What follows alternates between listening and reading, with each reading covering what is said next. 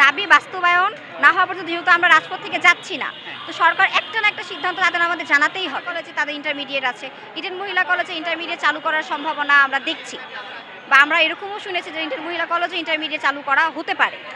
তো ওই দিক থেকে আমাদের ঐতিহ্য আমাদের কাছেই আছে। শুধুমাত্র আমাদের অনার্স তো আমাদের পরবর্তীতে চালু হয়েছে কার্যক্রম। অনার্সের পরিবর্তনটা আমাদের একটু মেনে নিতে হবে। এখন মেনে নিয়ে আমাদের আগে বাড়তে হবে। আমরা রানিং যারা শিক্ষার্থী আছে আমরা আমাদের মতোই চলবে।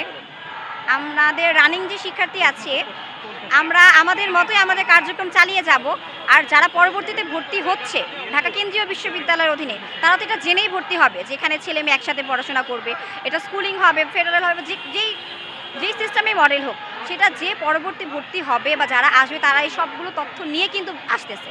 তো সেখানে তাদের জ্ঞানটা ক্লিয়ার, বা তাদের যতটুকু জানার সেখানে তারা সব জেনে বুঝে ভর্তি হচ্ছে।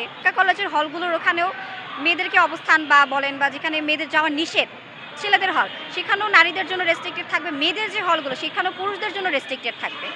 কেউ যদি এই সীমা লঙ্ঘন করে তার বিরুদ্ধে হয়তো পদক্ষেপ নেওয়া হবে, কিন্তু শিক্ষার্থী ছেলে হোক বা মেয়ে হোক যারাই আসবে তাদের সীমানা থাকবে শুধুমাত্র ক্লাসরুম, ক্যাফেটেরিয়া, বাইরে বাহ্যিক জায়গাগুলো পর্যন্ত। এই দাবি বাস্তবায়ন না হওয়া পর্যন্ত আমরা রাজপথ ছাড়তেই আসি না। দাবি বাস্তবায়ন না হওয়া পর্যন্ত যেহেতু আমরা রাজপথ থেকে যাচ্ছি না, তো সরকার একটা না একটা সিদ্ধান্ত তাদের আমাদের জানাতেই হবে।